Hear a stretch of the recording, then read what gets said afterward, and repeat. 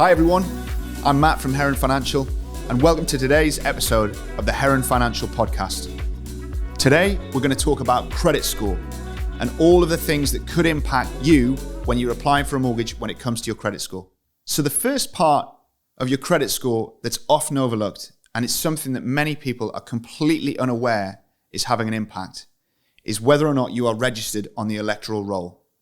This might seem like something that wouldn't make a difference or wouldn't impact you applying for a mortgage, but being on that Electoral Roll or Electoral Register is something that's really, really important.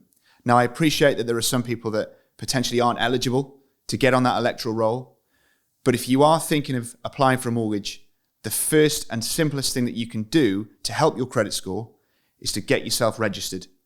Generally speaking, you can talk to your local authority, get in contact with them and find out just what you need to do to get on that Electoral Register. Please bear in mind that these things often happen in tranches. So it might well be that you register today and you're not actually showing on that register for another few months because they tend to be handled in bulk. If there's an option for you to get that ball rolling today, do it and get yourself on that Electoral Roll. The next thing that you need to pay attention to is your address history. Again, this might be something that perhaps you would overlook and not think that this could make an impact when it comes to applying for mortgages, loans, credit cards, but it really impacts your credit score. If you've lived in lots of addresses over the past few years, particularly if you've been living in flats or apartments, then this is something that you need to make sure is reflected correctly on your credit report. This is going to have a huge impact on any application that you make. If your addresses aren't being picked up, then lenders might not know that you exist. So please make sure that all of your addresses over the past few years are correctly formatted and are correctly displayed on your credit report. You can do this by calling the credit reference agencies directly. They'll often have a team in place that can help you walk through that process, and it might well be that you need to prove that you lived at some of those addresses at the times that you said. But this is a really important thing. Make sure that you get your addresses in order. Another thing that can really impact your credit score would be associated people. So this could be anybody that you've shared an address with in the past, or anybody that you've shared some kind of financial account with, whether that be a bank account, current account, savings account, potentially a utility bill that was in shared names. Maybe you lived in a house where there were multiple people living there and you were jointly responsible for some of those bills. If that person has their own credit issues, there is a chance that you could well be impacted. So again, you need to check out and see if there are any associated people on your credit report that you then need to take the steps to distance yourself from that person. The next thing that you really need to pay attention to is more of an obvious one. How many different accounts do you hold?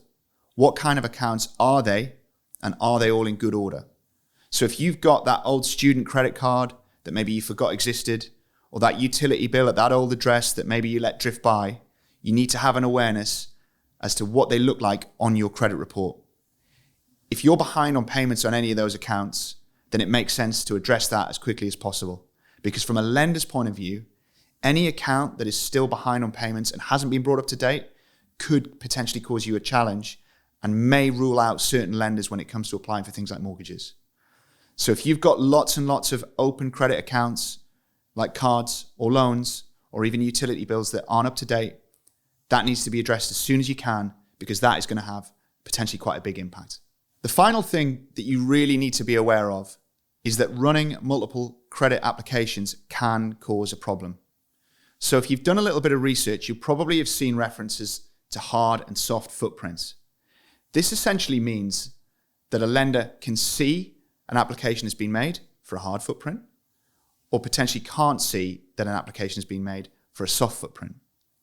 The more hard footprints you have on your file, the more you're going to impact your score and potentially bring that score down. So it's worth checking when you are applying for credit, whatever kind of credit that might be, is it a hard or a soft footprint? Is it going to have an impact on your file? It goes without saying that you don't want to have lots and lots of hard footprints on your file.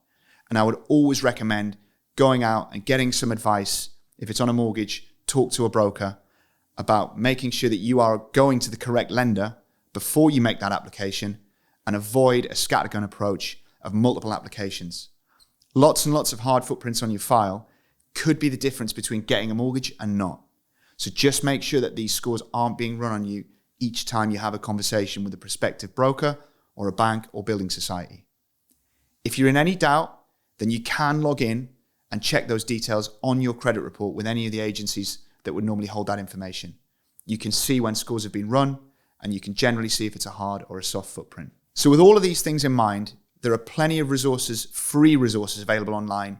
You can often register with some of the credit reference agencies for free for a trial period, and that way you can log in and just see exactly what information is being held.